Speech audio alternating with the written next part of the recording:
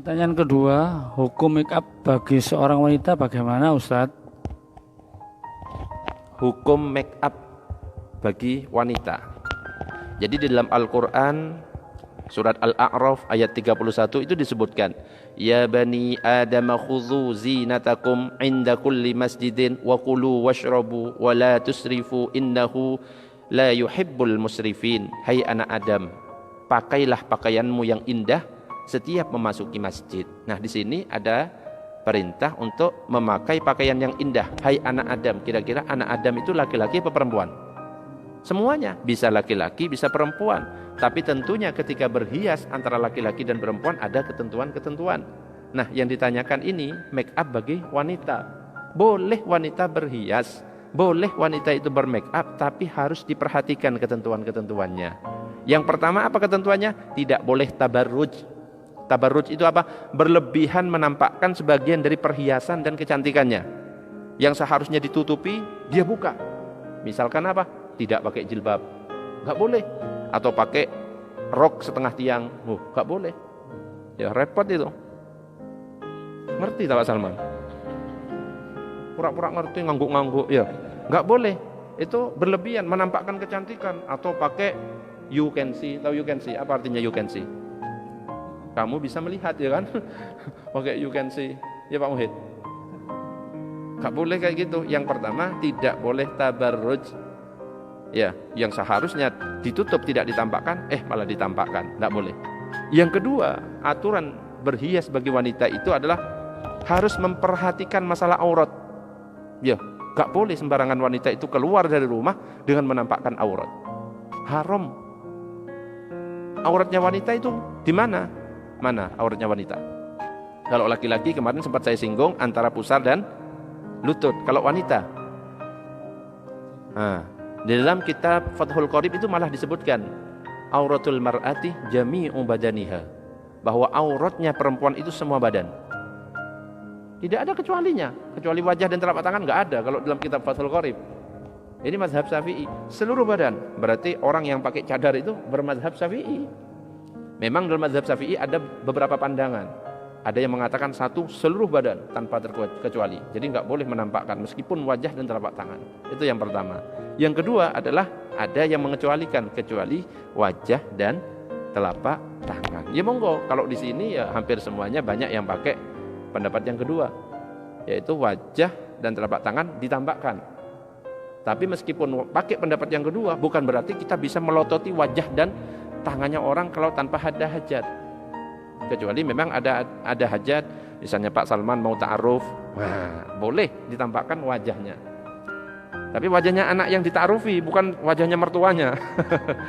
Salah orang. Jelas Pak Salman? Ya, jadi kalau ada orang yang pakai cadar nutup semuanya, jangan malah risih kayaknya sekarang kan ini teroris, kayaknya malah nuduh seperti itu repot itu. Karena nggak paham. Ya sudah, berarti dia itu mengamalkan apa? Mazhab Syafi'i yang pendapat pertama. Terus yang harus diperhatikan kalau wanita itu mau berhias, juga memperhatikan cara berhias yang dilarang. Apa saja cara berhias yang dilarang itu? Gitu loh.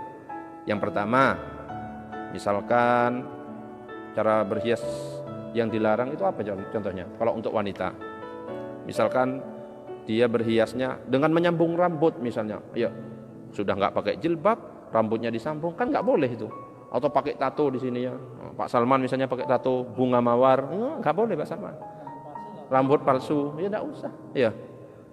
Atau memakai wangi-wangian, disemproti di wajahnya biar wangi, sehingga ketika berjalan orang-orang semuanya ngelihat. Kayak di iklan-iklan itu loh. Itu kayak orang berzina kalau seperti itu. Terus memanjangkan kuku, wanita nggak usah berhias seperti itu. Atau berhias menyerupai kaum laki-laki, tomboy misalnya. Atau berhias tapi berlebihan, menor. Nah, kita boleh melakukan berhias seperti itu kalau kita di depan suami. Nah, kalau di depan suami kita sendiri boleh berhias seperti apapun, pakai minyak wangi apapun boleh. Bahkan kalau bisa itu wanita ini, untuk peringatan untuk para wanita, ketika pakai minyak, cari minyak wanginya yang berbeda-beda biar suaminya nggak bosan. Perut bau apel gitu loh, ya. Punggung baunya duren. Jadi penasaran, ini bau apa ini? bau apa ini? Yang ini, bau apa? Tangan, baunya jeruk, ngono loh. Tangan kanan, baunya nangka. Terus kaki, baunya melon, gitu loh. Jadi suami itu ngurut, wah ini bau apa ini? Penasaran, gitu loh. Tambah seru. Jangan apa? Daerah depan dada baunya minyak tawon. Repot. Belakang balsem. Lehernya kayu putih. Wes repot, wes bosan kalau misalnya baunya kayak gitu. Pakaiannya juga nggak diperhatikan. Kadang-kadang kalau di rumah pakai baju apa biasanya?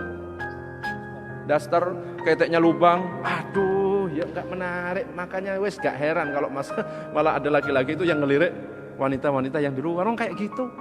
Sing cantik kalau perlu. Hah?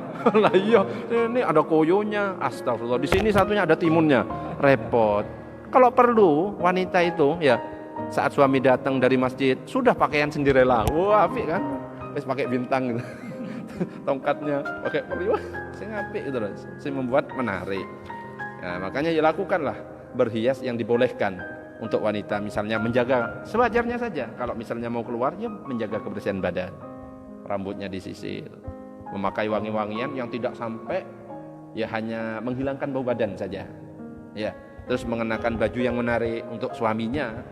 Ya kalau perlu itu warna-warni. Bagian luar warnanya pink, bagian dalam hijau, oranye, wah gitu. Jangan semuanya sama putih. Pancet deh sekarang. Terus mencukur bulu-bulu, bulu ketek, jangan dibiarkan panjang itu. Bulu kemaluan dan lain sebagainya. Jelas ya?